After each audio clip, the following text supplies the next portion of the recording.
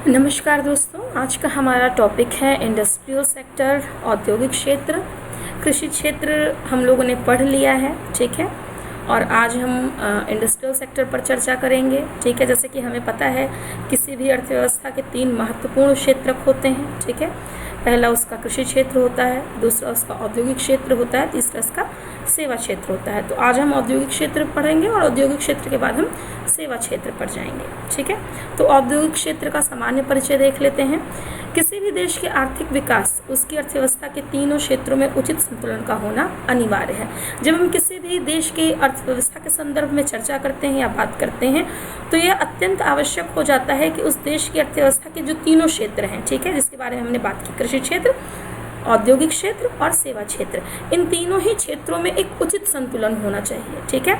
अगर अब जो अलग अलग देश हैं उनकी अर्थव्यवस्थाओं का अध्ययन करेंगे तो आप देखेंगे कि प्रारंभिक दौर में जो अर्थव्यवस्था रही वो कृषि क्षेत्र के माध्यम से फली फूली, ठीक है। फिर जैसे जैसे अर्थव्यवस्था और चरणों को पार करती गई तो धीरे धीरे वो औद्योगिक क्षेत्र और फिर सेवा क्षेत्र की ओर अग्रसर होती गई। तो जब आप विकास क्रम देखेंगे अर्थव्यवस्थाओं का तो आपको पता चलेगा कि इन तीनों ही क्षेत्रों का बहुत ही महत्वपूर्ण योगदान रहा है और इनके बीच में एक उचित संतुलन हमेशा बना रहना चाहिए। यहाँ हमें विशेष रूप से याद रखने की आवश्यकता है कि किसी भी देश का आर्थिक विकास कई चरणों से होकर गुजरता है, जिसमें प्रारंभिक अवस्था में वह प्राथमिक क्षेत्र अथवा कृषि आदि पर निर्भर होता है, क्योंकि जब पहले उद्योग तो थे नहीं, ठीक है। औद्योगिक क्रांति के बाद उद्योग इतने फले फूले हैं तो ज़्यादातर जो अर्थव्यवस्थाएं रहीं वो किस पर निर्भर रहीं? कृषि पर निर्भर रहीं, जो कि हमारा प्राथमिक क्षेत्र है। परंतु विकास के अगले चरण में किसी देश के सकल घरेलू उत्पाद में प्राथमिक क्षेत्र का योगदान उत्तरोत्तर ढंग से कम होता जाता है। परंतु जैसे जैसे विकास का क्रम आगे बढ़ता है, ठीक है, अर्थव्यवस्थाओं में, तो अब उत्तरोत्तर क्रम में आपको कृषि क्षेत्र का जो योगदान है वो कम होता हुआ दिखेगा, ठीक है। और वो जो योगदान है वो आपका कहाँ ट्रांसफ़र हो जाएगा? आपके इंडस्ट्रियल सेक्टर को ट्रांसफ़र हो जाएगा, आपके सर्विस सेक्टर का ट्रांसफ़र हो जाएगा। वो उस योगदान को अब करने लगेंगे, कम होता जाता है और द्वितीयक और तृतीयक क्षेत्र का योगदान बढ़ता जाएगा। प्रारंभिक अवस्था में जहां देश अपनी मौलिक आवश्यकताओं की पूर्ति यथा रोटी, कपड़ा और मकान के लिए ही संघर्षरत रहता है, वहीं दूसरी अवस्था में वह तीव्र आर्थिक विकास की दर की चाहत से आगे बढ़ता है और यह लक्ष्य पाया जा सकता है। शुरुआती दौर में कहीं ना कहीं जो देश होते हैं उनके लिए अर्थव्यवस्था तो संभालना एक काम होता ही है, ठीक है। उसके विकास की गति पे तो काम करना ज़रूरी होता है, उसके साथ ही साथ उसके जो लोग होते हैं उनकी जो बेसिक नीड्स हैं, ठीक है, उनकी जो मूलभूत आवश्यकताएं हैं रोटी, कपड़ा और मकान की, ठीक है, उनको पूरा करना सबसे ज़रूरी होता है। तो कोई भी कंट्री पहले उस चीज़ को इंश्योर करती है कि उसके जो लोग हैं उनको ये जो बेसिक चीज़ें हैं वो उनको मिले, और उसके बाद तो जो अर्थव्यवस्था की जो आर्थिक विकास की जो गति है उसको वो तेज़ी से बढ़ाते ही हैं। और जो अपने लिए वो लक्ष्य तय करते हैं, अलग अलग अर्थव्यवस्थाओं ने अलग अलग लक्ष्य रख रखे हैं, ठीक है, और ज़्यादा आर्थिक विकास की दर प्राप्त करने के लिए तो वो उसे प्राप्त करते हैं उसके माध्यम से।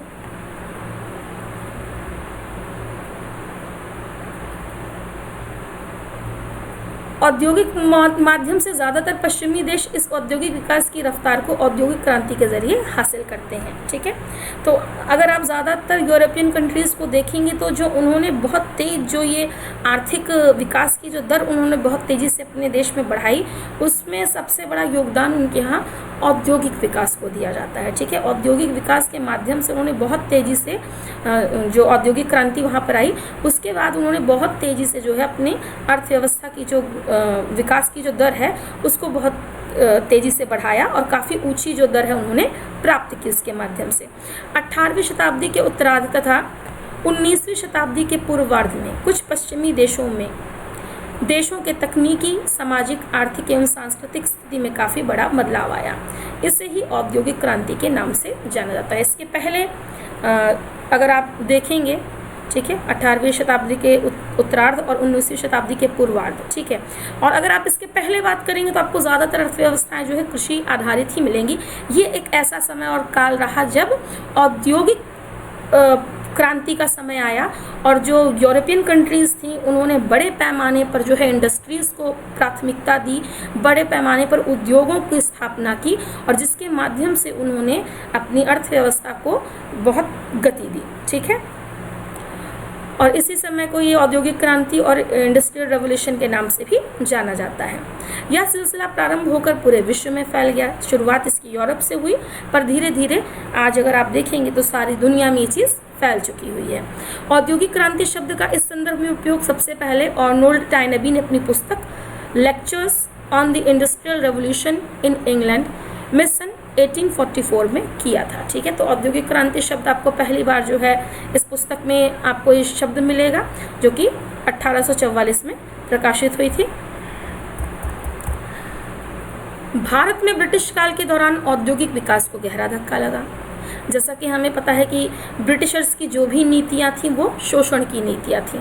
वो कहीं से भी भारत की अर्थव्यवस्था को या भारत के लोगों के कल्याण को ध्यान में रखकर वो कोई नीति नहीं बनाते थे। उनका सारा का सारा फोकस क्या होता था, वो अपने देश के विकास के लिए भारत को एक साधन के रूप में, संसाधन के रूप में वो प्रयोग करते थे कि ठीक है, भारत के माध्यम से हम कैसे अपने देश का विकास करें। तो इसी कारण जब ब्रिटिश काल में जो औद्योगिक विकास रहा भारत का उसको काफ़ी धक्का लगा। इसलिए स्वतंत्रता प्राप्ति के पश्चात नियोजकों ने अर्थव्यवस्था के विकास के लिए औद्योगिकरण की आवश्यकता को समझा। और जैसे ही देश आज़ाद हुआ तो जो नियोजक थे, जो इस देश के रचनाकार थे, जो इस समय देश के लिए नीतियों का निर्माण कर रहे थे, उन्होंने जो है ये समझा कि हमारी अर्थव्यवस्था के लिए जो है औद्योगिकरण बहुत आवश्यक है। ठीक है, अगर हमें अपनी अर्थव्यवस्था को गति प्रदान करना है और अच्छी विकास दर प्राप्त करनी है तो इसके लिए कहीं ना कहीं हमें औद्योगिकरण का सहारा लेना पड़ेगा। किसी भी देश का औद्योगिक विकास उसके आर्थिक विकास का मापक होता है, क्योंकि इस पर कृषि क्षेत्र एवं सेवा क्षेत्र का विकास निर्भर करता है। ठीक है, तो अगर किसी भी देश का आप औद्योगिक विकास देखते हैं, इंडस्ट्रियल डेवलपमेंट देखते हैं, तो आप कहीं ना कहीं उसके आर्थिक विकास का भी एक अंदाज़ा यहाँ मापन कर सकते हैं, क्योंकि आपको उससे ये अंदाज़ा लगता है कि वहाँ का कृषि क्षेत्र और सेवा क्षेत्र किस स्थिति में होगा या उनका कितना विकास हुआ होगा। ठीक है, क्योंकि ये दोनों ही चीज़ें कृषि क्षेत्र और सेवा क्षेत्र के विकास पर निर्भर करती हैं। क्यों? क्योंकि उद्योगों को कच्चा माल चाहिए होता है। कच्चा माल आपको कहाँ से मिलेगा? कृषि क्षेत्र से मिलेगा। तो सीधी सी बात है, अगर उद्योग फूल रहे हैं, पनप रहे हैं, तो कहीं ना कहीं कृषि क्षेत्र को भी बढ़ावा मिलेगा। ठीक है, अगर उद्योग अच्छे फल फूल रहे हैं तो सेवा क्षेत्र का भी विकास होगा। क्यों होगा? क्योंकि सर्विसेज सारी हमारी सेवा क्षेत्र में आती हैं। आपका ट्रांसपोर्टेशन है, जो भी चीज़ें हैं, सर्विस से रिलेटेड जितनी भी चीज़ें हैं वो आपके सेवा क्षेत्र में आती हैं। तो कहीं ना कहीं जो औद्योगिक क्षेत्र है इसका विकास आपके कृषि क्षेत्र और सेवा क्षेत्र के विकास को भी बढ़ावा देता है। औद्योगिक क्षेत्र का विकास जहां एक और नए रोजगार एवं आय के सृजन के द्वारा अर्थव्यवस्था में मांग का सृजन करता है। ठीक है, जैसे जैसे औद्योगिक क्षेत्र का विकास होता है उससे क्या होता है, जब इंडस्ट्रीज लगती हैं तो उस इंडस्ट्रीज में काम करने के लिए लोगों की आवश्यकता होती है ना। आपने देखा होगा जहाँ जहाँ इंडस्ट्रीज होती है वहाँ पे लेबर बहुत बड़ी मात्रा में रहती है। क्यों? क्योंकि वहाँ पर अब वहाँ पे लोगों को रोजगार मिल रहा है। रोजगार मिलता है तो सीधी सी बात है, जो लेबर है जब वो काम करती है, अपना मेहनत करती है, तो उसके बदले में उसको पेमेंट मिलती है, उसको आय प्राप्त होती है, तो आय का सृजन होता है। तो औद्योगिक क्षेत्र जब विकास होता है औद्योगिक क्षेत्र का, तो उसके साथ रोजगार के अवसरों का भी सृजन होता है और लोगों के लिए आय का भी सृजन होता है। और जो वो आय जब लोगों को प्राप्त होती है तो वही आय अर्थव्यवस्था में मांग का सृजन करती है। क्यों? जब व्यक्ति के पास पैसे होंगे तभी तो वो कुछ खरीदने की स्थिति में आएगा, है ना। एक बेरोजगार व्यक्ति और एक रोजगार जिस व्यक्ति के पास है, उन दोनों की स्थिति में क्या आपको अंतर दिखेगा ही दिखेगा। जिसके पास सैलरी है, ठीक है, फिक्स सैलरी है, वो हमेशा उसके पास कुछ ना कुछ मांग वो क्रिएट करने की स्थिति में रहेगा। क्यों? क्योंकि उसके हाथ में पैसे हैं। पर जो बेरोजगार व्यक्ति है वो कैसे मांग क्रिएट करेगा? नहीं कर सकता। क्यों? उसके पास इनकम नहीं है, पैसे नहीं है, मांग कहाँ से क्रिएट करेगा? ठीक है, तो जब आय का सृजन होता है तो वही आय क्या करती है, अर्थव्यवस्था में मांग का सृजन करती है। वहीं दूसरी ओर देश के तीव्र तथा आत्मनिर्भर विकास की नींव तैयार करने में मदद करता है। और कहीं ना कहीं जब औद्योगिक क्षेत्र का विकास होता है तो जो देश है उसकी बहुत तेज़ी से उसका डेवलपमेंट होता है। आत्मनिर्भर बनने की, आर्थिक विकास की जो एक नींव होती है उसकी भी तैयारी में आपका औद्योगिक क्षेत्र जो है मदद करता है। भारत की सतत आर्थिक समृद्धि की रफ्तार बनाए रखने के लिए अवसंरचना की सुगठित सुविधाओं की सहायता से उच्च दर पर औद्योगिक समृद्धि का महत्व बहुत ही निर्णायक है। निर्माण क्षेत्र सहित औद्योगिक क्षेत्र भारत के विकास में महत्वपूर्ण योगदान करता है।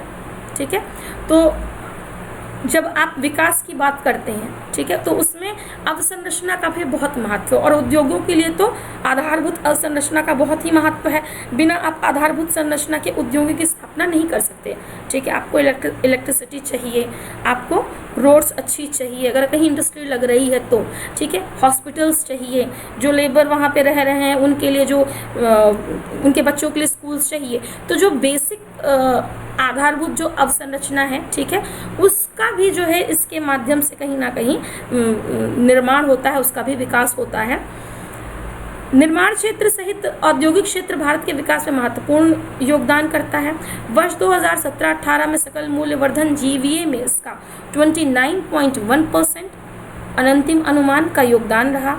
मजबूत और सुदृढ़ औद्योगिक एवं विनिर्माण क्षेत्र घरेलू उत्पादन, निर्यात और रोजगार के संवर्धन में सहायता करता है और ये सभी अर्थव्यवस्था में उच्च विकास के लिए उत्प्रेरक हो सकते हैं, ठीक है। तो जो आपका विनिर्माण क्षेत्र होता है वो कहीं ना कहीं उत्पादन में, निर्यात में और रोजगार में जो है वृद्धि करता है और इससे जो अर्थव्यवस्था के लिए जो उच्च विकास की जो दर प्राप्त करने के लिए जो उत्प्रेरक होते हैं वो इसमें उत्पन्न होते हैं। इससे केंद्रीय सांख्यिकी कार्यालय सेंट्रल स्टैटिस्टिक्स ऑफिस सीएसओ के आंकड़ों के अनुसार वर्ष 2016-17 के लिए सकल मूल्य वर्धन जीवीए की समग्र वृद्धि 6.8% आंकी गई है, जबकि औद्योगिक निष्पादन वर्ष 2015-16 के 9.8% से कम होकर वर्ष 2017-18 में लगभग 3.5% अनंतिम अनुमान हो गया है। ये देखिए 2011-12 की स्थिर कीमतों पर सकल मूल्य वर्धन दिया हुआ है परसेंट में, चार्ट के माध्यम से यहाँ बताया गया है, ठीक है। देखिए एक कॉलम में दिया हुआ है कि कौन कौन से क्षेत्र हैं, ठीक है। दूसरे में जीवीए में उसका हिस्सा क्या है, फिर इसमें 16-17 के लिए आंकड़े हैं और इसमें 17-18 के लिए आंकड़े हैं, ठीक है। खनन और उत्खनन क्षेत्र का जीवीए में हिस्सा है 2.5, 16-17 में 13% और 17-18 में 2.9, ठीक है। विनिर्माण 16.7, 16-17 में 7.9, 17-18 में 5.7, बिजली, गैस, जल आपूर्ति और अन्य उपयोगी सेवाएं 2.6, 16-17 में 9.2, 17-18 में 7.2। निर्माण में जीवीए में इसका हिस्सा है 7.4, 16-17 में 1.3, 17-18 में 5.7। उद्योग क्षेत्र में देख लीजिए जीवीए में इसका हिस्सा है 29.1, 16-17 में 6.8 और 17-18 में 5.5।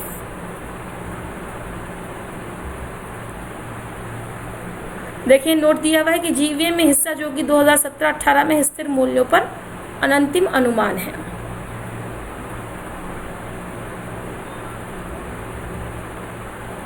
अब बात करते हैं औद्योगिक विकास के महत्व की, ठीक है। इम्पोर्टेंस ऑफ इंडस्ट्रियल ग्रोथ, कि इसका महत्व क्या है। तो उद्योग आर्थिक समृद्धि के अधिकरण केंद्र के रूप में कार्य करते हैं। औद्योगिक क्षेत्र का विकास आर्थिक समृद्धि एवं आर्थिक विकास के लिए आवश्यक होता है, ठीक है। तो जब हम उद्योगों के विकास की बात करते हैं तो ये आप पूरी इकोनॉमी, अगर आप अर्थव्यवस्था को आप लेते हैं एक तरीके से, अर्थव्यवस्था के डेवलपमेंट की बात करते हैं, विकास की बात करते हैं, तो समझिए कि औद्योगिक विकास या उद्योगों का जो विकास है, ठीक है, वो एक अधिकेंद्र के रूप में कार्य करता है। इसमें जैसे कि हमने पहले चर्चा की, ठीक है, कि उद्योगों का विकास होता है तो कृषि क्षेत्र का विकास होता है, ठीक है, साथ में ही उद्योगों का विकास होता है तो सेवा क्षेत्र का विकास होता है, ठीक है। तो औद्योगिक क्षेत्र का विकास आर्थिक समृद्धि में आर्थिक विकास के लिए आवश्यक होता है, क्योंकि ये और सारे क्षेत्रों को भी गति प्रदान करता है, उनके लिए भी ये प्रेरक का काम करता है। उद्योग रोजगार के नए नए अवसरों का सृजन करने में सहायक होते हैं, ठीक है। जब उद्योगों की स्थापना होती है, जिससे जैसे जैसे उद्योगों की स्थापना बढ़ती जाती है वैसे वैसे रोजगार के अवसर भी बढ़ते चले जाते हैं। उद्योग अर्थव्यवस्था में मूल्य वर्धन करके सकल घरेलू उत्पाद में वृद्धि करते हैं और उद्योगों में क्या होता है कि जो प्रोडक्ट होते हैं उनका मूल्य वर्धन करते हैं। जैसा कि हमने अपने खाद्य प्रसंस्करण में पढ़ा था कि आलू है ठीक है, और आलू से उसका हम चिप्स बना दें, तो जो कीमत आलू की है जब वो चिप्स बन जाता है तो वही उसकी कीमत बढ़ जाती है, उसका मूल्यवर्धन हो जाता है। तो ये काम कहाँ हो रहा है मूल्यवर्धन होने का? ये उद्योगों में हो रहा है। तो उद्योग क्या करते हैं कि वस्तुओं का मूल्यवर्धन कर देते हैं, जिससे कि सकल घरेलू उत्पाद में वृद्धि हो जाती है, जीडीपी में हमारे वृद्धि हो जाती है। अगर आप आलू की कीमत जोड़ेंगे जीडीपी में जाकर तो वो कमाएगी, पर अगर हम उसी आलू से बने हुए चिप्स की कीमत, क्योंकि अब कीमत बढ़ चुकी है, तो सीधी सी बात है जीडीपी में भी वृद्धि होगी। कृषि क्रियाओं तथा कृषि उत्पादों की अपेक्षा औद्योगिक क्षेत्र में मूल्यवर्धन अधिक होता है। अगर आप कृषि क्षेत्र में बात करें तो कृषि क्षेत्र में जो वस्तुएं होती हैं उनका मूल्यवर्धन ज़्यादा नहीं हो पाता, परंतु वही वस्तुएं जब औद्योगिक क्षेत्र में कई चरणों से होकर गुजरती हैं तो उनका मूल्यवर्धन ज़्यादा हो जाता है। जैसे कि टमाटर का हमने सॉस बना दिया, टमाटर तो आपको सस्ते मिल जाएंगे पर सॉस आपको सस्ता नहीं मिलेगा। फल से हमने जैम बना दिया, ठीक है, या आपकी बिस्किट हो गई, कुकीज़ हो गई, तो वही जब कृषि क्षेत्र में जब वो कच्चे माल के रूप में वो चीज़ होती है तो उसकी कीमत उतनी नहीं होती है, पर औद्योगिक क्षेत्र में जाने के बाद उसमें मूल्यवर्धन हो जाता है। औद्योगिक विकास प्रक्रिया में गैत्मकता प्रदान करते हैं। औद्योगिकरण ने उपभोक्तावाद को बढ़ावा दिया है। उद्योग आधारित संरचना विकास को सुविधाजनक बनाता है। औद्योगिक विकास एवं आधारिक संरचना का विकास आपस में एक दूसरे से जुड़े हुए हैं, ठीक है। तो उद्योग जो आधारिक संरचना है उसके विकास को सुविधाजनक बनाता है, क्योंकि जहाँ पे उद्योग स्थापित होते हैं तो सीधी बात है उस क्षेत्र की आधारिक संरचना का विकास साथ में होता है, ठीक है। बहुत सारे क्षेत्र आपको मिलेंगे दूर दराज एरियाज़ में जहाँ पे कोई इंडस्ट्री है, तो आप वहाँ जाएंगे तो आपको पता चलेगा कि वहाँ पे लगभग जो आधारभूत संरचनाएं हैं वो सारी डेवलप हैं, भले ही वो कितनी दूर दराज इलाके में बसे हों। पर बहुत सारे आपको गांव ऐसे मिलेंगे जो शहर से बहुत लगे हुए होंगे पर उनका विकास उतना बेहतर नहीं हो पाता है। तो औद्योगिक विकास और आधारिक संरचना क्या है, ये आपस में एक दूसरे से जुड़े हुए हैं। अगर औद्योगिक विकास हो रहा है तो उस जगह पर आधारिक संरचना का विकास अपने आप होगा। बिना आधारिक संरचना के विकास के उद्योग नहीं स्थापित हो सकते, ठीक है। तो ये दोनों आपस में एक दूसरे से जुड़े हुए हैं। औद्योगिक विकास होगा तो आधारिक संरचना का विकास होगा, आधारिक संरचना का विकास जिस जगह पर होगा वहाँ पे औद्योगिक विकास आसानी से हो जाएगा। तो ये दोनों ही एक दूसरे से जुड़े हुए हैं। उद्योग कृषि के यंत्रीकृत साधन, मशीनें, ट्रैक्टर, थ्रेशर, हार्वेस्टर उपलब्ध कराता है, जिससे कृषि उत्पादन बढ़ता है। कृषि के यंत्रीकरण के कारण कृषि उत्पादकता में वृद्धि होती है। अभी ये जो मशीनें हैं, आपका ट्रैक्टर हो गया, थ्रेशर हो गया, हार्वेस्टर हो गया, ये हमें कहाँ से प्राप्त होता है? ये हमें औद्योगिक क्षेत्र से प्राप्त होता है। और ये मशीनें फिर क्या करती हैं? कृषि उत्पादन में वृद्धि करने में सहायता करती हैं, ठीक है, जिनके माध्यम से क्या होता है? कृषि में यंत्रीकरण होता है और कृषि उत्पादकता में वृद्धि होती है। औद्योगिक क्षेत्र कृषि उत्पादों का प्रसंस्करण कर मूल्यवर्धन करता है, जो कि मैंने पहले बताया आपको कि जब औद्योगिक क्षेत्र में वस्तुएं जाती हैं तो उनका मूल्यवर्धन हो जाता है, या कृषि आधारित उद्योगों को बढ़ावा देता है। औद्योगिक क्षेत्र सेवा क्षेत्र के विकास के लिए एक आधार निर्मित करता है, ठीक है। यह व्यापार, यातायात एवं संचार, बैंकिंग, बीमा एवं अनेक सेवाओं के विकास में महत्व रखता है। जैसे जैसे उद्योगों का विस्तार होता जाता है वैसे वैसे इन सेवाओं का भी विस्तार होता है, ठीक है। व्यापार बढ़ते हैं, यातायात और संचार के माध्यम बढ़ते हैं, बैंकिंग सिस्टम का विस्तार होता है, बीमा सर्विस का विस्तार होता है, ठीक है। तो बहुत सारी सर्विसेज जो हैं औद्योगिक क्षेत्र के विकास के साथ साथ इनका भी विस्तार होता है, इनका भी विकास होता है। स्वतंत्रता प्राप्ति के पश्चात भारत में औद्योगिकरण की प्रक्रिया में राज्य के प्रत्यक्ष हस्तक्षेप के पीछे था, ठीक है। तो जब हमारे देश को आज़ादी मिली और औद्योगिकरण की प्रक्रिया हमारे देश में प्रारंभ की गई, तो इसके पीछे राज्य का प्रत्यक्ष हस्तक्षेप, मतलब इसके साथ राज्य का प्रत्यक्ष हस्तक्षेप रहा। जो भी औद्योगिकरण रहा वो सरकार की निगरानी में हुआ। तो इसके पीछे कुछ तर्क दिए जाते हैं कि सरकार हर जगह क्यों इन्वॉल्व रही, गवर्नमेंट का इतना क्यों डायरेक्ट इंटरफेरेंस रहा, इस चीज़ को इसके लिए कुछ तर्क दिए जाते हैं। तो वो तर्क हम देख लेते हैं क्या है। औद्योगिक विकास के लिए अत्यधिक मात्रा में पूंजी की आवश्यकता थी। निजी क्षेत्र अर्थात उद्यमियों के पास पूंजी का अभाव था। तो एक तर्क ये दिया जाता है कि गवर्नमेंट इस केस में इन्वॉल्व हुई कि औद्योगिकरण के लिए बहुत बड़ी मात्रा में पूंजी चाहिए थी और निजी क्षेत्र के जो लोग थे उनके पास पूंजी इतनी बड़ी मात्रा में नहीं थी, इसलिए गवर्नमेंट ने खुद ही उद्योगों के विकास के लिए पहल की और वो जो है उसने बहुत सारे इंडस्ट्रीज को स्टार्ट किया। बाजार के सीमित आकार के कारण निजी उद्यमियों में निवेश प्रेरणा का अभाव था, और जिस समय हमारा देश आज़ाद हुआ तो इकोनॉमी हमारी बहुत मजबूत नहीं थी, ठीक है, बाजार इतने डेवलप नहीं थे, जो आज मार्केट का आप स्वरूप देख रहे हैं, जो साइज देख रहे हैं, ऐसी मार्केट नहीं थी। तो कहीं ना कहीं जो निजी उद्यमी थे वो डरते थे अपना पैसा लगाने से, क्योंकि उनको लाभ तो दिखता नहीं था। उनको लगता था कि इतना बड़ा पैसा लगाएंगे तो प्रॉफिट क्या होगा, तो उनको लाभ नहीं दिखता था, तो निवेश भी नहीं करना चाहते थे। हमेशा उद्यमी के लिए लाभ प्रेरणा का काम करता है निवेश करने के लिए। कोई भी उद्यमी तभी निवेश करना पसंद करता है जब उसको लाभ दिखाई पड़ता है। तो वो लोग सोचते थे कि जब लाभ ही नहीं है तो हम निवेश क्यों करें, तो वो प्रेरणा का अभाव था उद्यमियों के पास। तो इसलिए गवर्नमेंट ने इनिशिएटिव लिया, गवर्नमेंट आगे बढ़कर आई और उसने उद्योगों के विकास पर काम किया, औद्योगिकरण को बढ़ावा देने पर उसने काम किया, ठीक है। नियोजन की प्रक्रिया का मुख्य उद्देश्य सामाजिक न्याय के साथ समृद्धि को प्राप्त करना है, जिसे केवल सरकार के प्रत्यक्ष हस्तक्षेप द्वारा ही प्राप्त किया जा सकता था, ठीक है। तो जो हमारे नियोजन, जो हमारी प्लानिंग थी, ठीक है, तो उसका कहीं ना कहीं एक मुख्य उद्देश्य था कि सामाजिक न्याय के साथ समृद्धि को प्राप्त करना। अब सामाजिक न्याय कैसे होगा? सामाजिक न्याय तो तभी होगा ना जब समाज के सभी वर्गों को हम एक साथ लेकर चलेंगे, ठीक है।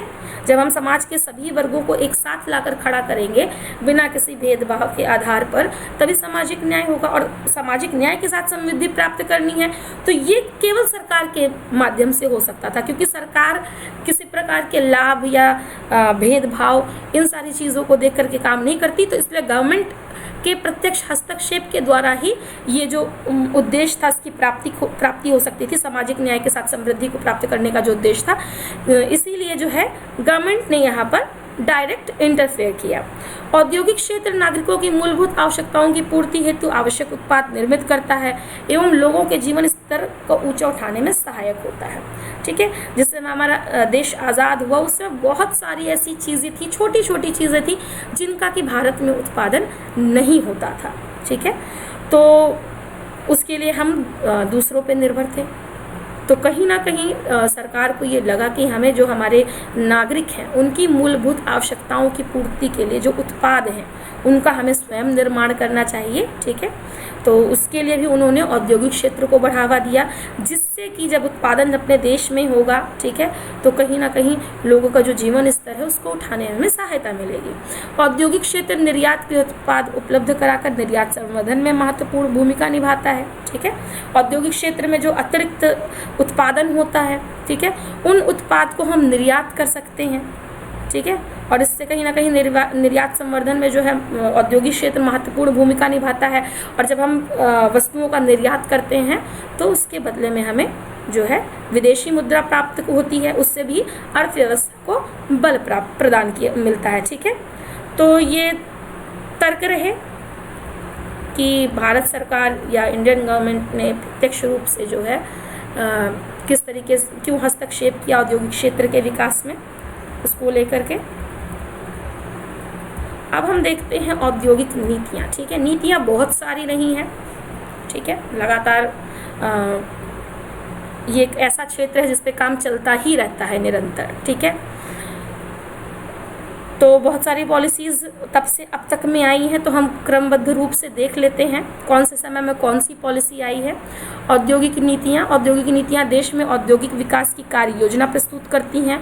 औद्योगिक नीति औद्योगिक विकास के लिए आधारभूत ढांचे का निर्माण करती है एवं औद्योगिक विकास को गति एवं दिशा प्रदान करती है, ठीक है। किसी भी चीज़ में, किसी भी क्षेत्र का जब हमें विकास करना होता है, ठीक है, या किसी भी चीज़ को जब हमें बढ़ावा देना होता है तो कहीं ना कहीं उसके लिए हमारे पास एक प्रॉपर प्लानिंग की आवश्यकता होती है कि हम एक प्रॉपर प्लानिंग करें उस चीज़ को लेकर के कि भाई हम किस किस तरीके से काम करेंगे या किस किस तरीके से इस क्षेत्र को हम बढ़ावा देंगे।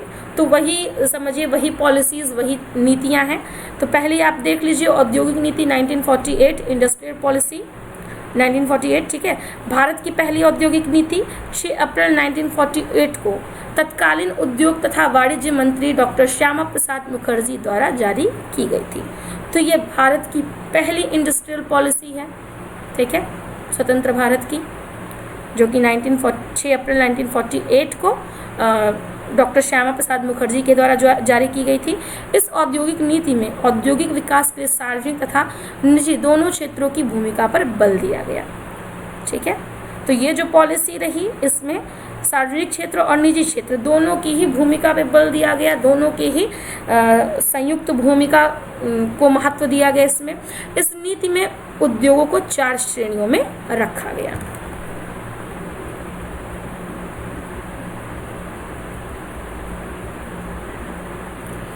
प्रथम श्रेणी में 3 महत्वपूर्ण उद्योग रखे गए जिन पर सरकार का एकाधिकार सुनिश्चित किया गया।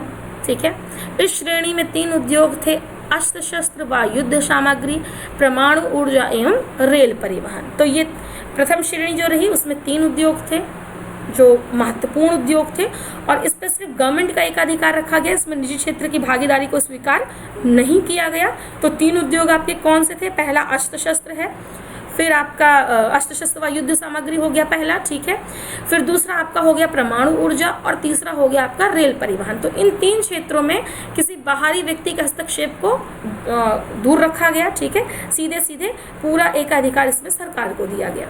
द्वितीय श्रेणी में देखिए, द्वितीय श्रेणी में 6 उद्योग रखे गए जिनकी स्थापना का उत्तरदायित्व सरकार द्वारा निश्चित किया गया, परंतु पुरानी इकाइयों को निजी क्षेत्र में ही बने रहने दिया गया। इन उद्योगों में शामिल थे कोयला, लौह इस्पात, वायुयान निर्माण, जलयान निर्माण, खनिज तेल, टेलीफोन, टेलीग्राफ तथा वायरलेस यंत्रों व उपकरणों का निर्माण। इस नीति के तहत यह तय किया गया कि इनमें निजी औद्योगिक इकाइयां कार्य करती रहेंगी, परंतु 10 वर्षों बाद उनके कार्यों का मूल्यांकन किया जाएगा एवं यदि हुआ तो इनका राष्ट्रीयकरण किया जाएगा। ठीक है, तो इसमें ये 6 उद्योग आपके रखे गए।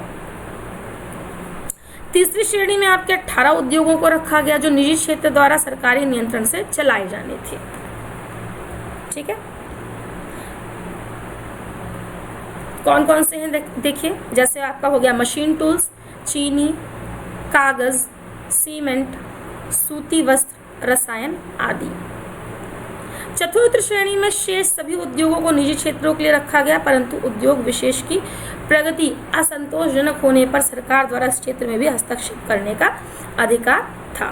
ठीक है, तो इस तरीके से बांटा गया, उद्योगों का श्रेणीकरण कर दिया गया। ठीक है, प्रथम में 3 जो बहुत महत्वपूर्ण थे, द्वितीय में 6। ठीक है, ये भी सरकार के ही सुपरविजन में ही रही। अगर आप पूरा ओवरऑल देखेंगे, आप जो पहली औद्योगिक नीति है, तो उसमें आपको कहीं ना कहीं एक चीज़ क्लियरली समझ में आएगा कि सरकार ने अपना हर जगह जो है हस्तक्षेप बरकरार रखा। चारों श्रेणी में आपने कहीं भी आपको ऐसा नहीं देखने को मिले जहाँ गवर्नमेंट ने बिल्कुल फ्री छोड़ दिया होगी, ठीक है आप करिए आपको जो करना है। ठीक है, तो कहीं ना कहीं डायरेक्ट या इनडायरेक्ट तरीके से गवर्नमेंट हर जगह पर अपना सुपरविजन बना कर रखती थी। अब देख लेते हैं औद्योगिक नीति 1956। ठीक है, औद्योगिक नीति 1956 में उद्योगों का 3 श्रेणियों में वर्गीकरण किया गया।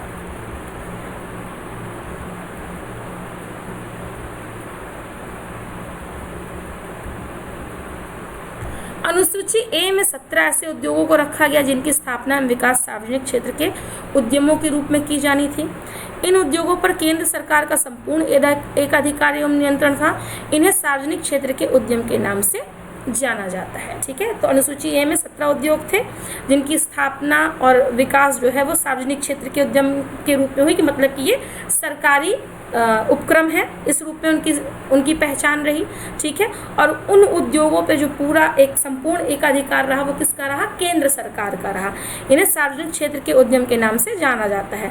अनुसूची बी में 12 ऐसे उद्योगों को रखा गया। ठीक है, जिनकी स्थापना निजी तथा सार्वजनिक दोनों क्षेत्रों के रूप में की जानी थी। ठीक है, ए में बिल्कुल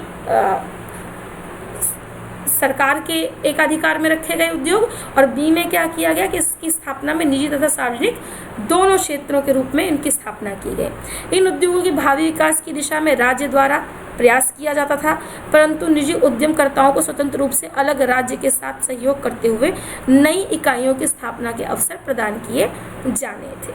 ठीक है, तो कहीं ना कहीं जो उद्योगों के विकास के लिए राज्य दिशा देते थे। ठीक है, बताते थे कि कैसे करें क्या करें, पर जो उसमें उद्यम करता थे, ठीक है, जो निजी क्षेत्र के जो लोग थे वो स्वतंत्र थे बिल्कुल, कि वो अलग राज्य के साथ सहयोग करते हुए अगर नई इकाइयाँ स्थापित करना चाहें तो वो कर सकते हैं, वो कहीं से भी, उनको किसी प्रकार का कोई उनके ऊपर प्रतिबंध नहीं था। अनुसूची सी में अनुसूची ए और बी के उद्योग के अतिरिक्त अन्य सभी उद्योगों को निजी क्षेत्र के लिए छोड़ दिया गया। निजी क्षेत्र में उद्योगों की स्थापना के लिए सरकार से लाइसेंस लेना आवश्यक बना दिया गया। ठीक है, तो ए और बी, ए में जो 17 थे और बी में जो 12, इन उद्योगों के अतिरिक्त जो भी उद्योग थे उनको किस सूची में डाल दिया गया? सी में डाल दिया गया। और निजी क्षेत्र में जो उद्योग की स्थापना करना चाहते थे जो लोग, उनके लिए लाइसेंस जो है वो कंपलसरी कर दिया गया गवर्नमेंट के माध्यम से। 1956 की औद्योगिक नीति में तीव्र आर्थिक समृद्धि के लिए लघु, कुटीर एवं मध्यम उद्योगों के महत्व को स्वीकार किया गया।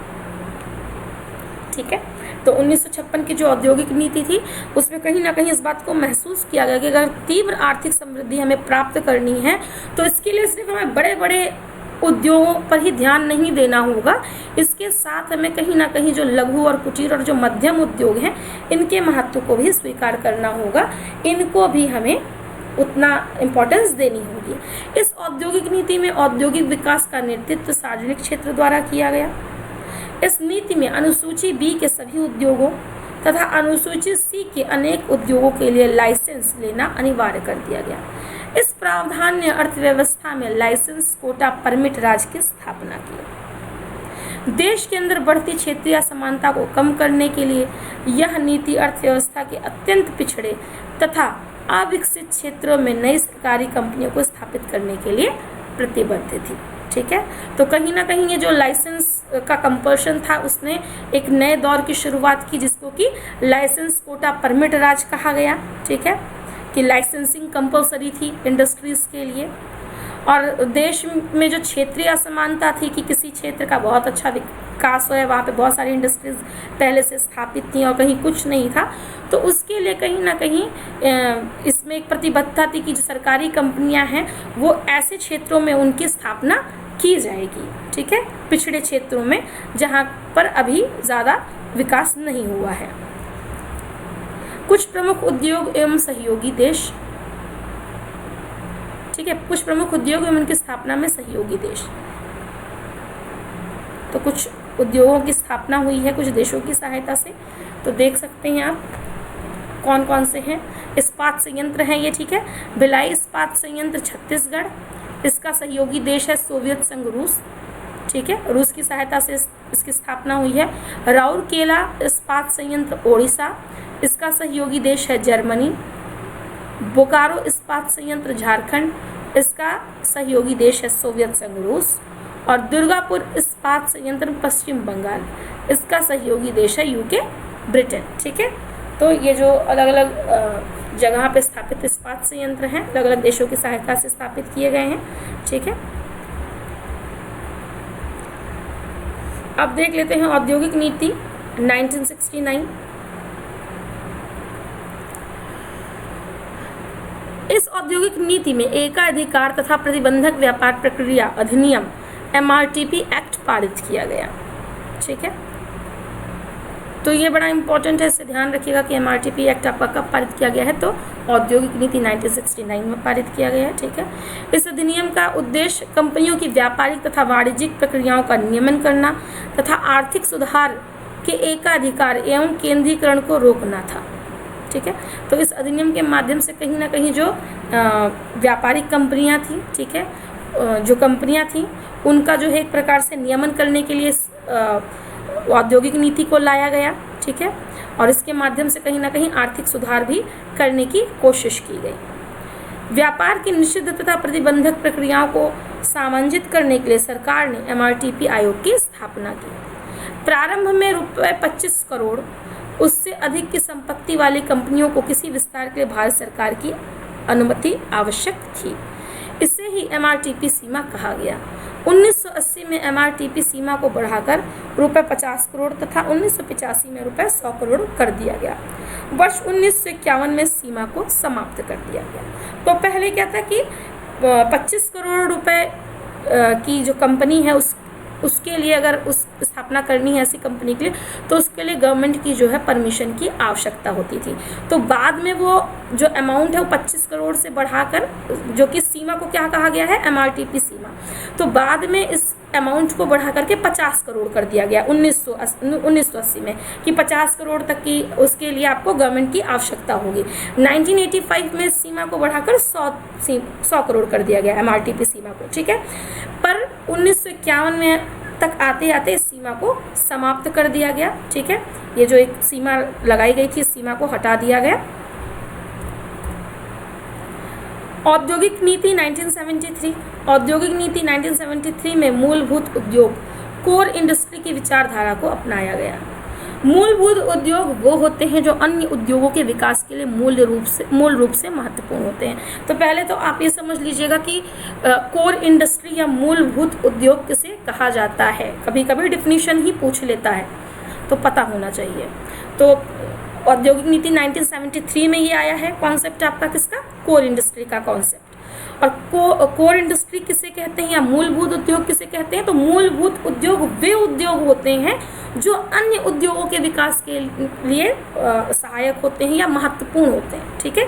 तो कैसे आप समझेंगे, जैसे हो गया आपका लोहा व इस्पात, सीमेंट, कोयला, पेट्रोलियम उत्पाद आदि। तो ये आपके ऐसे उत्पाद हैं जो कि दूसरी इंडस्ट्रीज के विकास में सहायता प्रदान करते हैं, ठीक है।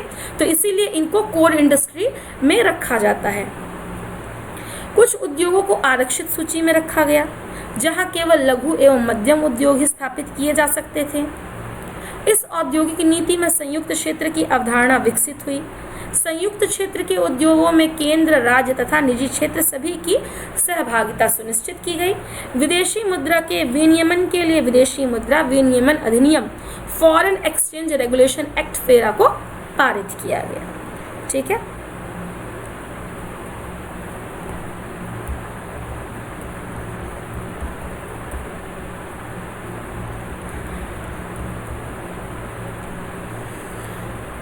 औद्योगिक नीति 1977, इंडस्ट्रियल पॉलिसी 1977, ठीक है।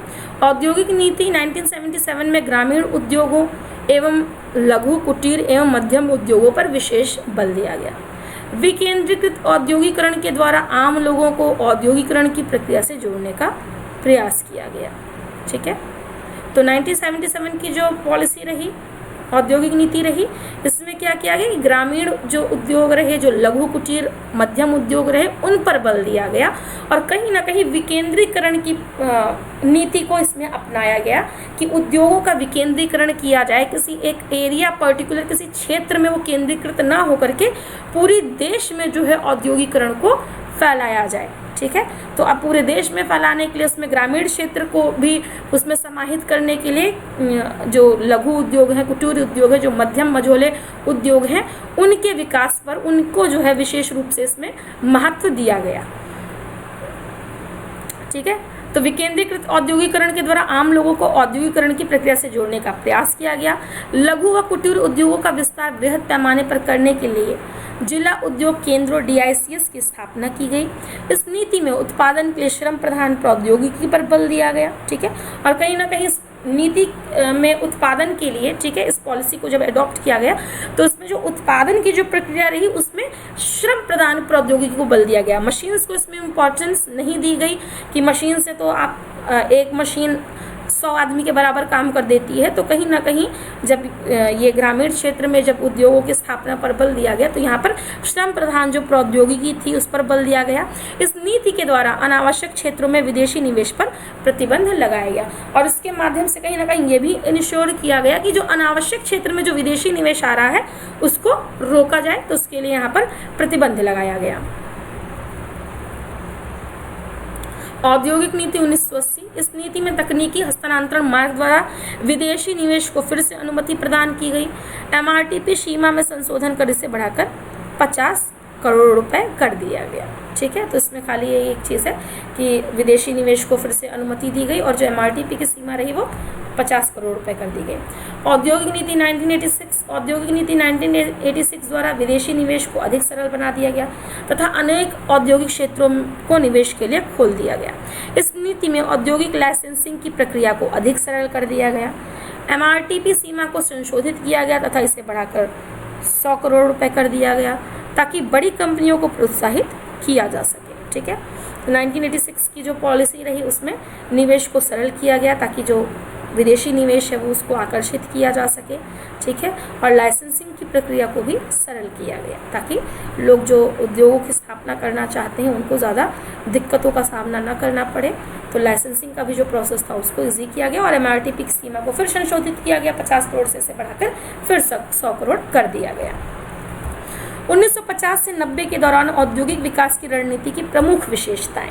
ठीक है, तो 50 से 90 का जो दौर रहा और उसमें जो औद्योगिक विकास के लिए जो प्रयास किए गए, ठीक है, जो नीतियां जो बनाई गई, ठीक है, जो पॉलिसीज़ हमने अडॉप्ट की, तो उसकी जो प्रमुख विशेषताएं रही हैं उसकी यहाँ पे चर्चा की गई है कि औद्योगिकरण की प्रक्रिया में सार्वजनिक क्षेत्र की केंद्रीय भूमिका रही। तो 50 से 90 का जो दौर है अगर आप उसको देखेंगे तो आपको पता चलेगा कि जो भी औद्योगिकरण हुआ भारत में उसमें केंद्रीय भूमिका आपके सरकार की रही। ठीक है, सार्वजनिक क्षेत्र की भूमिका रही उसमें।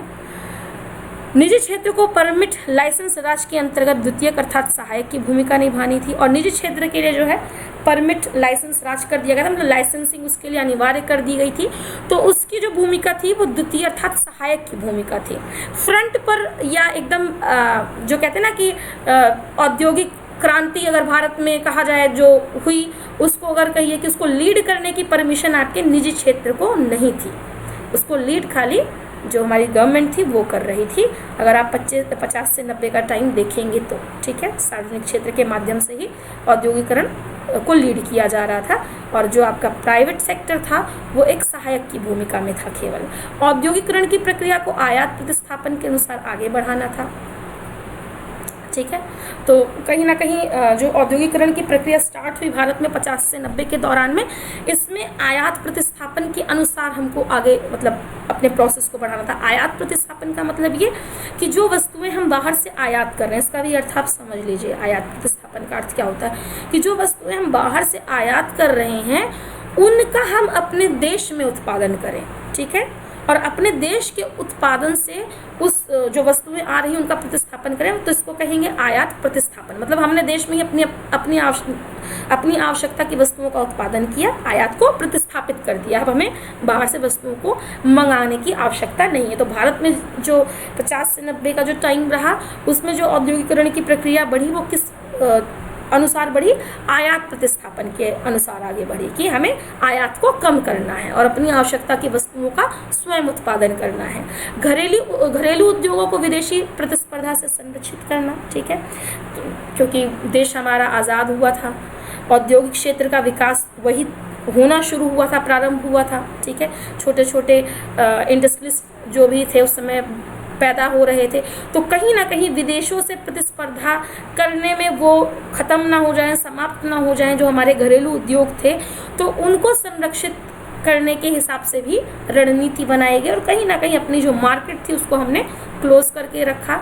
बाहर से बहुत ज़्यादा आयात देश में नहीं आने दिए कि लोकल जो व्यापारी हैं वो ऐसा ना हो कि विदेशी वस्तुओं से प्रतिस्पर्धा ना कर पाएँ और उसमें वो ऐसा ना हो कि वो समाप्त हो जाए। तो उनके संरक्षण की नीति इसमें जो है आपको देखने को मिलेगी।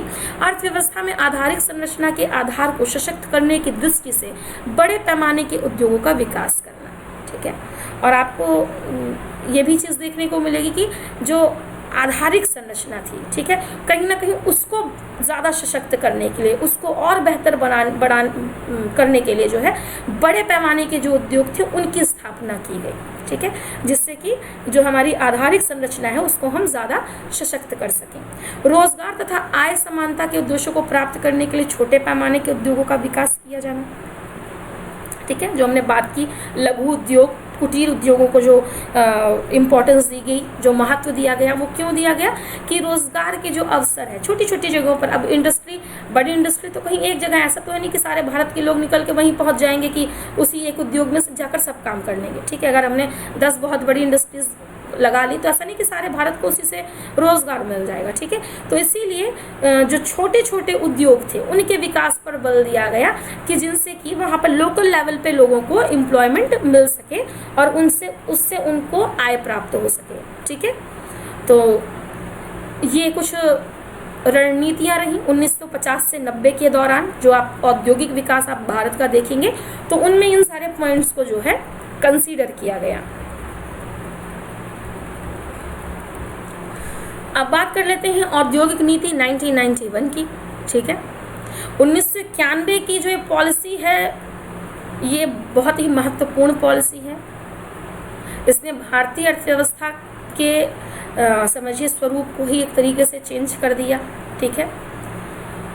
वर्ष 1990 के आर्थिक संकट का सामना करने के लिए भारत सरकार ने कई आर्थिक सुधार कार्यक्रम आरंभ किए, ठीक है।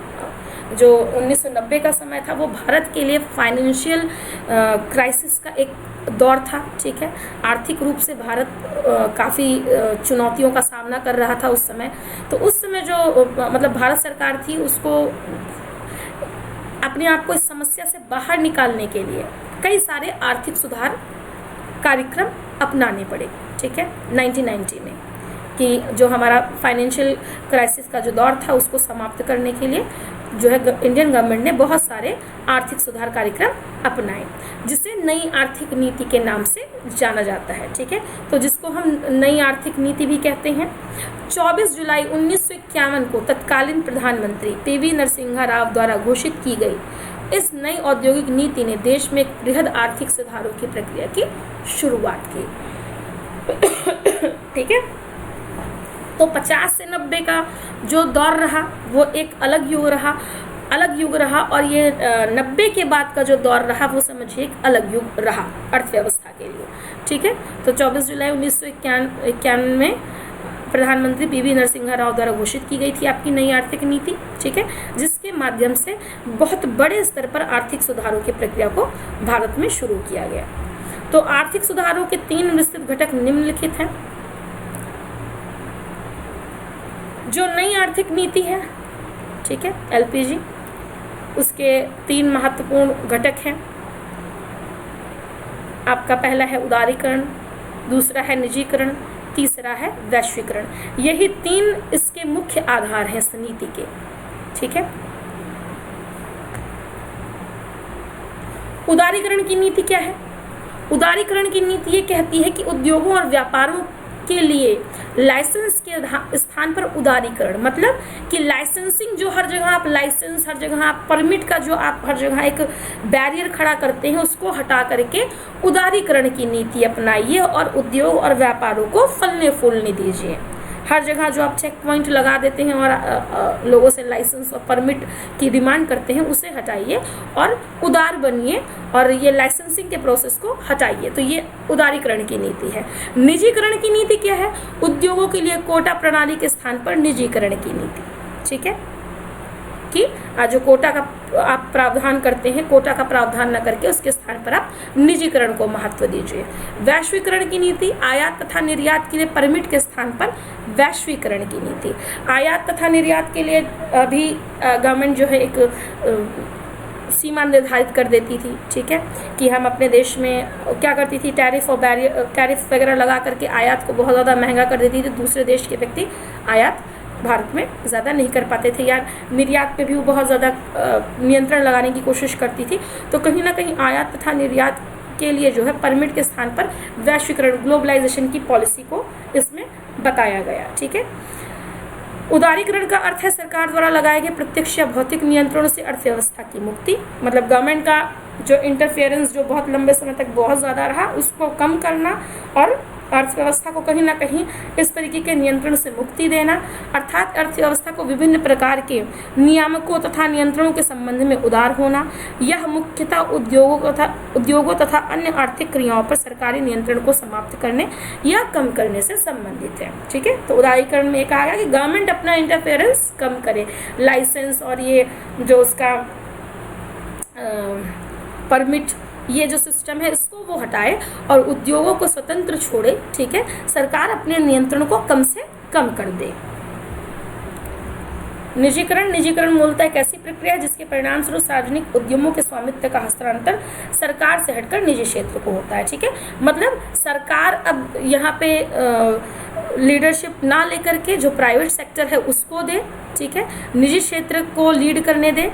ठीक है, अर्थात निजीकरण से अभिप्राय है निजी क्षेत्र द्वारा सार्वजनिक क्षेत्र के उद्यमों पर पूर्ण रूप से स्वामित्व या आंशिक रूप से स्वामित्व प्राप्त करना तथा उनका प्रबंधन करना।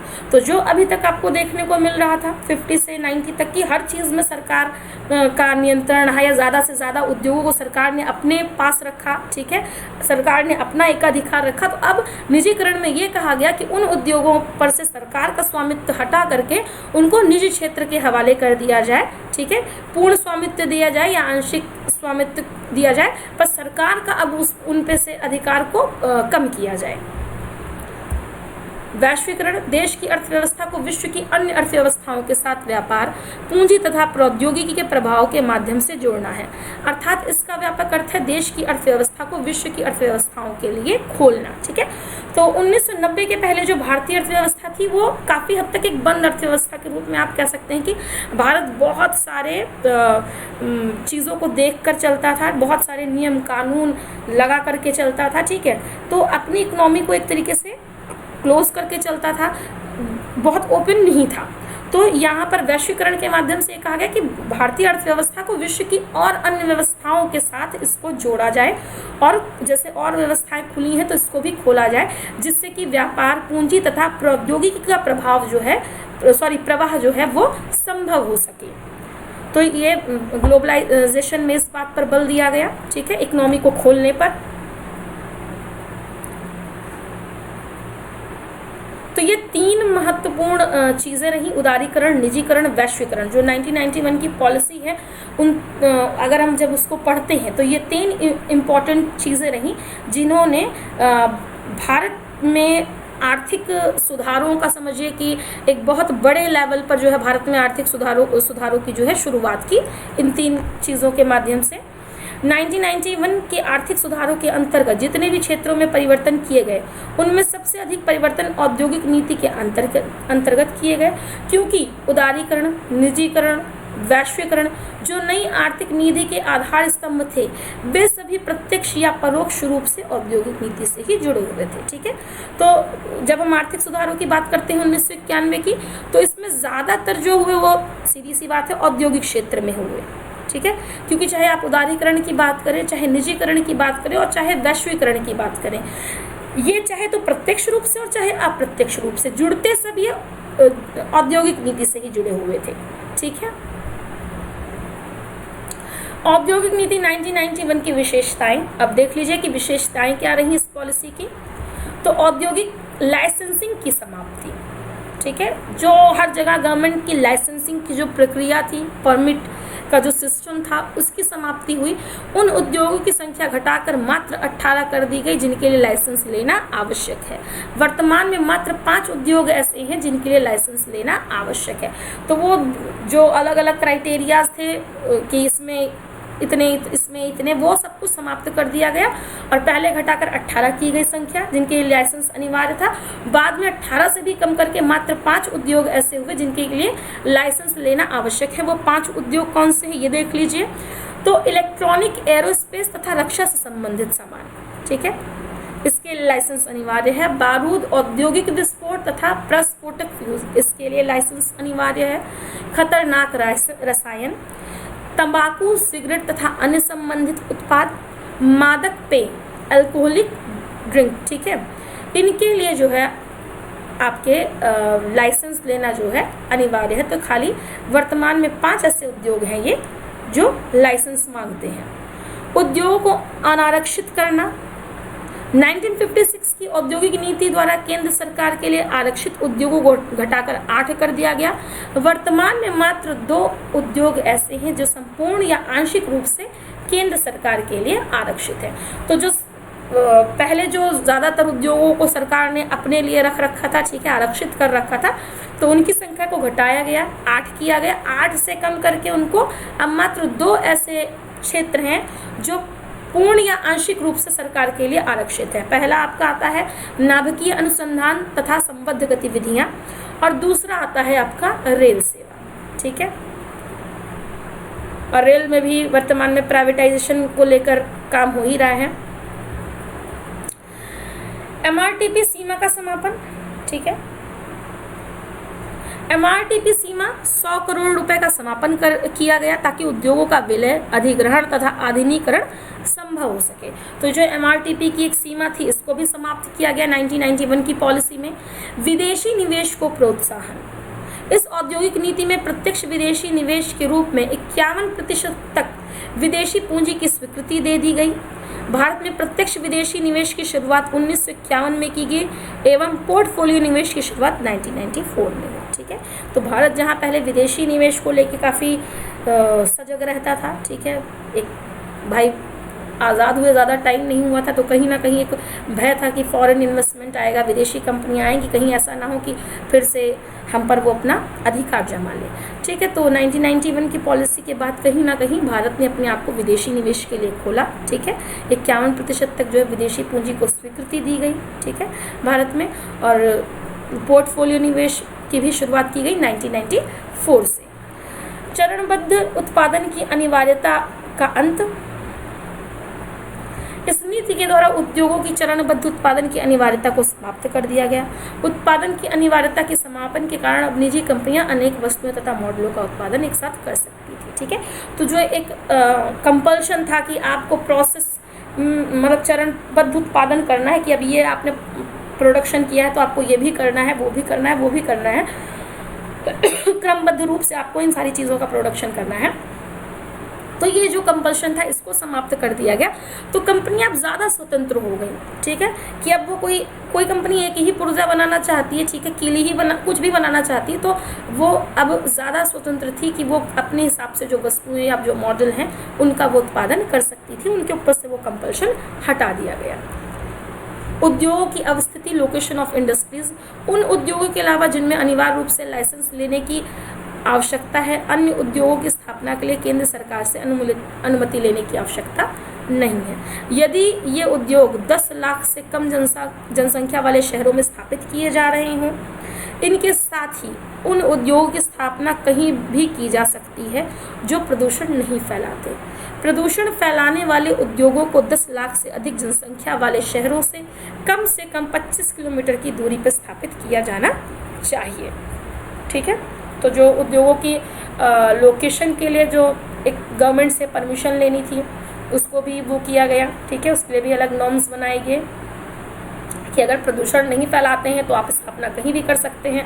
अगर प्रदूषण फैलाते हैं, ऐसी इंडस्ट्रीज हैं, तो 10 लाख की जो आबादी है उनसे कम 25 किलोमीटर की दूरी पर इनकी स्थापना होनी चाहिए। अन्य परिवर्तन, इस नीति के अंतर्गत निजी क्षेत्र की भूमिका में वृद्धि की गई। निजी क्षेत्र के उद्योगों के विकास के लिए अनेक प्रोत्साहन दिए गए। औद्योगिक क्षेत्र के उत्पादन में वृद्धि के लिए, आधुनिकीकरण के लिए विदेशी तकनीकों के प्रवेश को स्वतंत्रता दी गई। बड़े पैमाने के उद्योगों अर्थात भारी उद्योगों का महत्व, तो बड़े पैमाने के उद्योग अर्थव्यवस्था में आधारिक ढांचे के आधार का सृजन करते हैं, ठीक है। जहाँ पे बड़े लेवल की इंडस्ट्रीज स्थापित होती है तो कहीं ना कहीं वहाँ पे जो आधारिक संरचना है उसका भी विकास होता है। बड़े पैमाने के उद्योग छोटे पैमाने के उद्योगों की समृद्धि को प्रेरित करते हैं। जैसे कार उद्योग के कारण छोटे उद्योग की वृद्धि होती है जो कारों के लिए छोटे अंश बनाते हैं, ठीक है। तो जब बड़ी इंडस्ट्रीज लगती हैं तो कहीं ना कहीं उन इंडस्ट्रीज़ की अपनी कुछ डिमांड होती है, ठीक है, उनकी कुछ आवश्यकता होती है, जिसको पूरा करने के लिए छोटी छोटी इंडस्ट्रीज़ भी लगती हैं। बड़े पैमाने के उद्योग उन्नत तकनीक के प्रयोग को बढ़ावा देते हैं जो कुशलता एवं उत्पादकता को बढ़ावा देते हैं। बड़े पैमाने के उद्योग बड़े पैमाने की बचतों का सृजन करते हैं, ठीक है। तो बड़े पैमाने के जो उत्पादन द्वारा उत्पादन की लागत कम होती है। जब बड़े लार्ज स्केल पे जब प्रोडक्शन होता है तो कहीं ना कहीं वो कॉस्ट इफेक्टिव होता है, जब ज़्यादा मात्रा में चीज़ें बनती हैं, ठीक है, तो वो कॉस्ट इफेक्टिव होता है, तो उसमें कहीं ना कहीं सेविंग्स भी होती हैं। छोटे पैमाने के उद्योग का महत्व, ये रोजगार का बड़े पैमाने के उद्योगों की तुलना में अधिक सृजन करते हैं क्योंकि इनमें श्रम प्रधान तकनीक अपनाई जाती है। तो जो आपके छोटे लघु उद्योग होते हैं, कुटीर उद्योग होते हैं, ये श्रम आधारित होते हैं, इनमें मशीन्स का ज़्यादा उपयोग नहीं होता, इसमें ज़्यादातर लोग ज़्यादा काम करते हैं। तो बड़े पैमाने की तुलना में जो आपके छोटे उद्योग होते हैं ये रोजगार का ज़्यादा सृजन करते हैं, ये संतुलित समृद्धि को प्रोत्साहित करते हैं, ठीक है। संतुलित समृद्धि के प्रोत्साहन में जो छोटे उद्योगों का महत्व होता है, ये समता को प्रोत्साहित करते हैं क्योंकि ये आर्थिक शक्ति के केंद्रीकरण को न्यूनतम कर देते हैं, ठीक है। समान रूप से इसमें लोगों का विकास होता है, तो जो आर्थिक शक्ति है उसका केंद्रीकरण नहीं होने पाता कि किसी एक व्यक्ति, जब बड़ी इंडस्ट्रीज लगती हैं तो क्या होता है, जो इंडस्ट्री का मालिक होता है वो जितना पैसा कमाता है, उसको जितना लाभ मिलता है, उस इंडस्ट्री में काम करने वाली लेबर को उतना नहीं मिलता। तो कहीं ना कहीं जो आर्थिक शक्ति है उसका केंद्रीकरण हो जाता है एक पर, ठीक है। परंतु जो लघु उद्योग होते हैं, जो छोटे उद्योग होते हैं, ये समता को प्रोत्साहित करते हैं, इसमें आर्थिक शक्ति का केंद्रीकरण नहीं होता, आर्थिक शक्ति का जो केंद्रीकरण न्यूनतम ही होता है वो। औद्योगिक नीति एवं संवर्धन विभाग,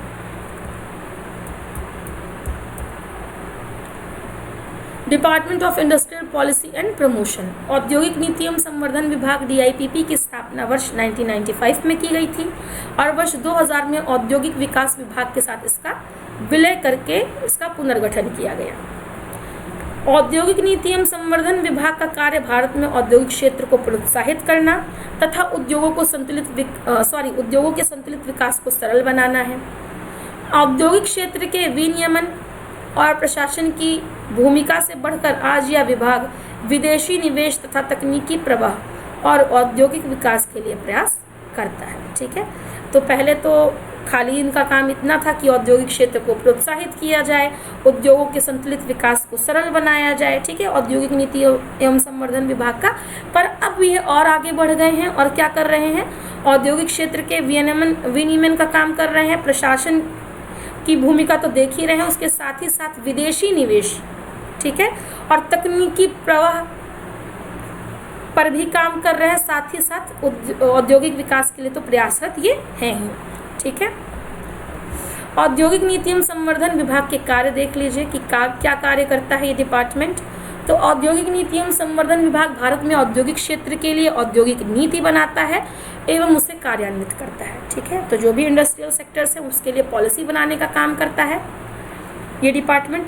वित्तीय अवसंरचनागत तथा अन्य सहायता उपलब्ध कराकर यह विभाग औद्योगिक वृद्धि को गति प्रदान करता है। जो फाइनेंशियल जो सहायता है या अवसंरचनात्मक जो सहायता है वो ये डिपार्टमेंट उपलब्ध कराता है, ठीक है, उद्योगों को। प्रत्यक्ष विदेशी निवेश नीति बनाना तथा प्रत्यक्ष विदेशी निवेश और अनिवासी भारतीय निवेशों को आसान बनाकर बढ़ावा देना भी इसका कार्य है। तो जो विदेशों से जो FDI आता है, ठीक है, उसके लिए पॉलिसीज बनाना, और जो अनिवासी भारतीय हैं मतलब NRIs हैं, नॉन रेजिडेंशियल जो इंडियंस हैं, वो जो भारत में इन्वेस्टमेंट करना चाहते हैं उनके लिए पॉलिसीज बनाना कि आसानी से वो जो है इन्वेस्टमेंट कर सके। यह पेटेंट, व्यापार चिन्ह, औद्योगिक डिज़ाइन तथा माल वस्तु के भौगोलिक संकेत के क्षेत्र में बौद्धिक संपदा अधिकारों से संबंधित नीतियां बनाता है, ठीक है। तो आपका पेटेंट हो गया, ट्रेडमार्क हो गया, ठीक है, और जो भी है औद्योगिक डिज़ाइन तथा माल वस्तु, भौगोलिक संकेत, बौद्धिक संपदा, तो इनके संदर्भ में भी जो पॉलिसीज़ है ये बनाने का काम आपका औद्योगिक नीति एवं संवर्धन विभाग करता है। यह औद्योगिक उत्पादन सूचकांक बनाने में इस्तेमाल करने के लिए थोक मूल्य सूचकांक तथा मासिक औद्योगिक उत्पादन आंकड़ों का संकलन करता है, ठीक है। तो औद्योगिक उत्पादन सूचकांक बनाने के लिए जिन आंकड़ों की आवश्यकता होती है, ठीक है, थोक मूल्य सूचकांक या मासिक औद्योगिक उत्पादन आंकड़ों का संकलन करने का कार्य भी आपका औद्योगिक नीति एवं संवर्धन विभाग के माध्यम से किया जाता है। औद्योगिक उत्पादन सूचकांक, index of industrial production IIP, केंद्रीय सांख्यिकी कार्यालय CSO द्वारा औद्योगिक प्रदर्शन एवं विकास के मापन हेतु औद्योगिक उत्पादन सूचकांक जारी किया जाता है।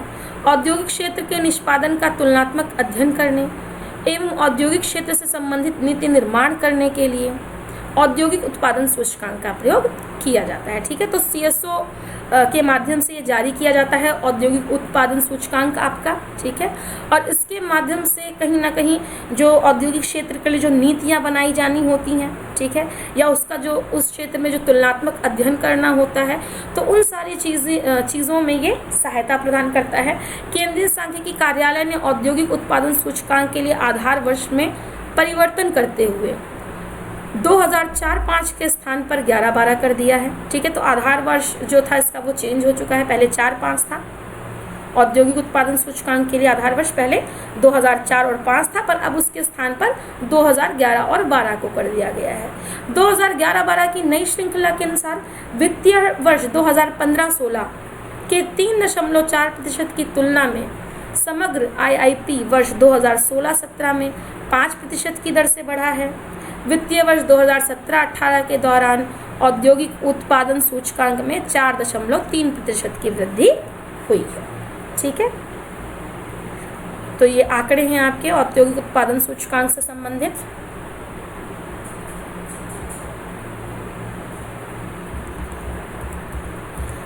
देखिए यहाँ चार्ट के माध्यम से दिया हुआ है औद्योगिक उत्पादन सूचकांक में वृद्धि आधार वर्ष 11-12। ठीक है, अलग अलग क्षेत्रों के लिए क्या रहा है, खनन, विनिर्माण, बिजली।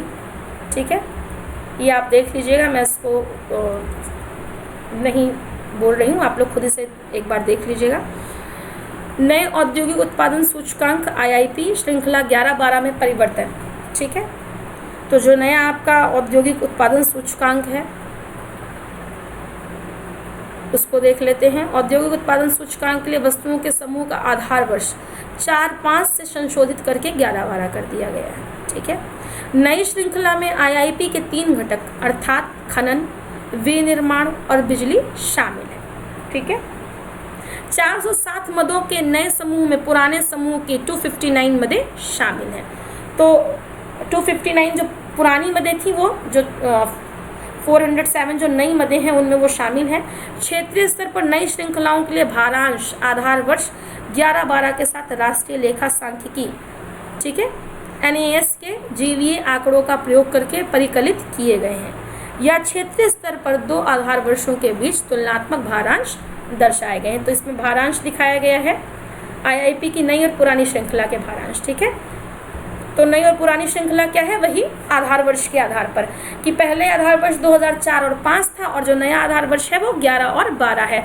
तो उसके आधार पर दोनों के भारांश यहाँ पर दिखाए गए हैं कि 2004 और 5 के आधार वर्ष के आधार पर खनन क्षेत्र का भारांश था 14.2% और वहीं 2011 और 12 के आधार वर्ष के आधार पर खनन क्षेत्र का भारांश है 14.373%। ठीक है, विनिर्माण क्षेत्र 75.5%,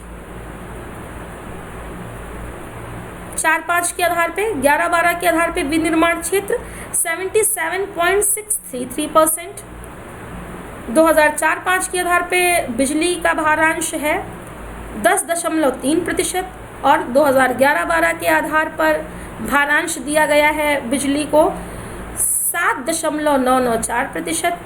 कुल टोटल भारांश मतलब 100 से ही 100 में ही भारांश दिया जाता है तो टोटल 100 ही आएगा नीचे दोनों का। ठीक है, तो 100 में से ही इन 3 जो महत्वपूर्ण क्षेत्र हैं उनको भारांश दिया जाता है। ये आपका 4-5 के आधार पर दिया गया है, ये आपका 11-12 के आधार पर दिया गया है। ठीक है, संशोधित IIP समूह में कुल 109 मत समूह के आंकड़ों की मात्रा के बजाय मूल्य के अनुसार एकत्र किए गए हैं। ऐसा इसलिए किया गया है ताकि आंकड़ों में उछाल से बचा जा सके, क्योंकि इनमें से बहुत उत्पादों की उपयोगिता अवधि 1 महीने से ज़्यादा है। ऐसी मदों को कार्य प्रगति पर के रूप में वर्गीकृत किया गया है। इन मत समूहों के लिए संग्रहित किए गए मूल्य आंकड़े उत्पादक मूल्य सूचकांक के अभाव में थोक मूल्य सूचकांक 2011-12 का उपयोग करके अवस्फीत किए गए हैं। ठीक है, उपयोग आधारित वर्गीकरण ने आधारभूत वस्तुओं के स्थान पर प्राथमिक वस्तुओं को महत्व दिया है। अवसंरचना निर्माण वस्तुएं नामक नया समूह बनाया गया है।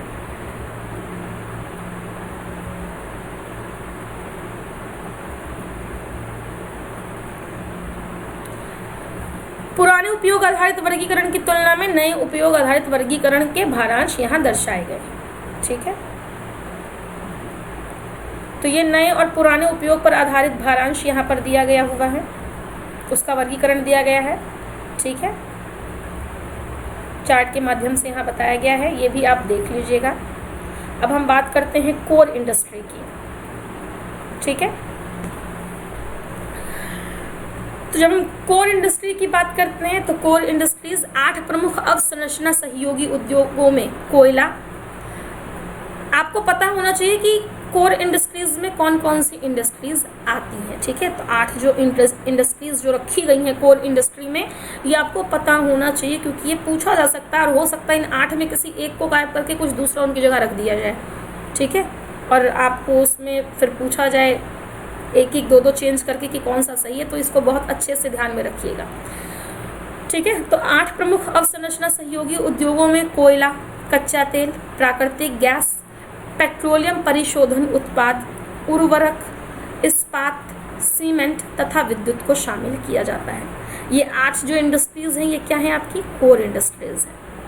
8 महत्वपूर्ण उद्योगों के सूचकांक का आधार वर्ष औद्योगिक उत्पादन सूचकांक IIP के नए आधार वर्ष के अनुसार वर्ष 2017 से वर्ष 2004-05 से बदलकर 11-12 कर दिया गया है।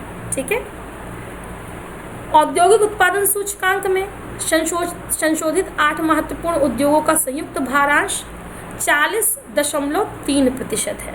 ठीक है, तो जब आप औद्योगिक उत्पादन सूचकांक में इन 8 महत्वपूर्ण उद्योगों का संयुक्त भारांश देखेंगे तो कितना है, वो टोटल 14.3% है। इस संशोधित भारांश में सबसे अधिक भारांश रिफाइनरी उत्पाद को दिया गया है, जबकि सबसे कम भारांश उर्वरक उद्योग को दिया गया है। ठीक है, तो सबसे ज़्यादा भारांश रिफाइनरी इंडस्ट्री को मिलता है और सबसे कम किसको मिलता है, वो उर्वरक इंडस्ट्री को मिलता है। इससे पूर्ववर्ती व्यवस्था में जब औद्योगिक उत्पादन सूचकांक IIP के लिए आधार वर्ष 2004-05 था, तब इन 8 प्रमुख उद्योगों का औद्योगिक उत्पादन सूचकांक में कुल भारांश लगभग 38% था। ठीक है, तो जब 4-5 इनका आधार वर्ष था तो टोटल भारांश इनका कितना था, 38% था। पर अब जब 11-12 इनका आधार वर्ष लिया गया है तो टोटल संयुक्त भारांश इनका कितना है, 40.3% है। इन 8 प्रमुख उद्योगों में सबसे अधिक भारांश विद्युत उद्योग एवं सबसे कम भारांश उर्वरक उद्योग को दिया गया था। और जब 2004-05 आधार वर्ष था तो सबसे ज़्यादा भारांश किसको दिया गया था, विद्युत उद्योग को, और सबसे कम उर्वरक को, जो कि 11-12 में भी दिया गया है। ठीक है, तो अब ये 8 कोर उद्योगों की वृद्धि दर देख लेते हैं। आधार वर्ष 2011-12 है। ठीक है, भारांश क्या दिया गया है क्रमवार रूप से, ये भी देख लीजिए, इम्पोर्टेंट है काफ़ी। देखिए 2011-12 आधार वर्ष। ठीक है, और आंकड़े यहाँ पर 15-16, 16-17 और 17-18 के लिए दिए गए हैं। ठीक है, तो क्षेत्र देखिए कोयला, भारांश 10.33%। ठीक है, वृद्धि दर 4.8 15-16 में, 3.2 16-17 में और 2.6 17-18 में। ठीक है, फिर कच्चे तेल को देखिए भारांश कितना मिला है, 8.98। वृद्धि दर देखिए 15-16 -1.4, 16-17 -2.5 और 17-18 -0.9। ठीक है, प्राकृतिक गैस को भारांश दिया गया है 6.88। वृद्धि दर देखिए 15-16 -4.7, 16-17 -1.0, 17-18 2.9। अब देखिए रिफाइनरी उत्पाद। ठीक है, भारांश 28.04, सबसे ज़्यादा, जो कि हमने अभी ऊपर पढ़ा है। ठीक है, सबसे ज़्यादा भारांश जो दिया जाता है रिफाइनरी उत्पाद को दिया जाता है। ठीक है, अब वृद्धि दर देखिए 15-16 में 4.9%, 16-17 में 4.9%, 17-18 में 4.6%। उर्वरक भारांश 2.63। ठीक है, सबसे कम। वृद्धि दर देख लेते हैं इसकी 15-16 में 7%, 16-17 में 0.2 और 17-18 में 0.03। ठीक है, अब यहाँ पे देख लेते हैं इस्पात। भारांश है 17.92, वृद्धि दर है -1.3, 10.7 और 5.6। सीमेंट का भारांश है 5.37, वृद्धि दर है 4.6, -1.2, 6.3। बिजली का भारांश है 19.85, वृद्धि दर है 5.7, 5.9 और 5.3। ठीक है, संपूर्ण सूचकांक भारांश का 100 है, 100 में से ही भारांश सबको दिया जाता है। ठीक है, 3.0, 4.8 और 4.3। तो ये आंकड़े हो गए।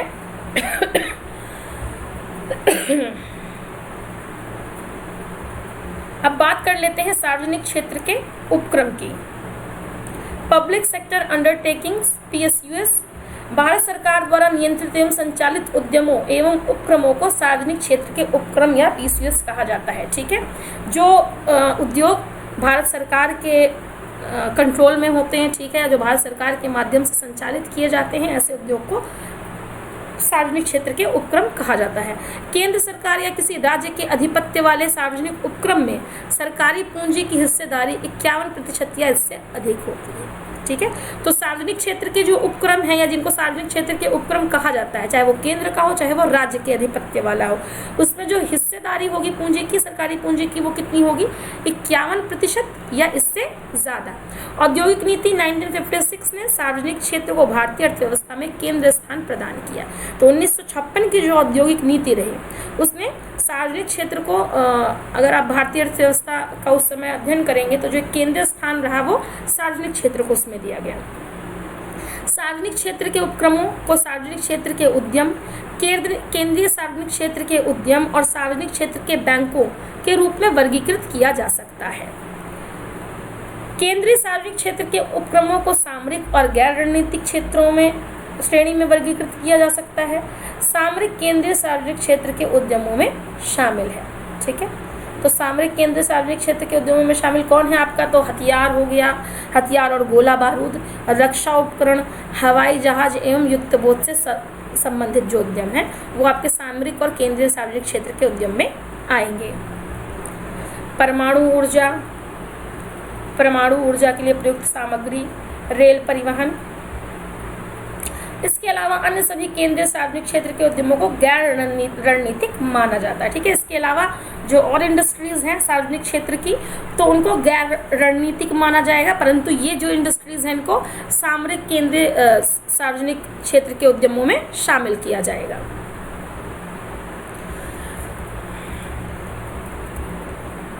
आज की क्लास को यही समाप्त करते हैं। अभी हमारा औद्योगिक क्षेत्र आगे कंटिन्यू चलेगा। ठीक है, पर आज के लिए बस इतना ही। मुझे लगता है एक साथ बहुत ज़्यादा बता देना भी ठीक नहीं है, चीज़ें फिर दिमाग में टिकती नहीं है, निकल जाती हैं। तो आज की क्लास को यहीं क्लोज करते हैं, फिर आगे कंटिन्यू करेंगे हम इस क्लास को। आज के लिए इतना ही, धन्यवाद।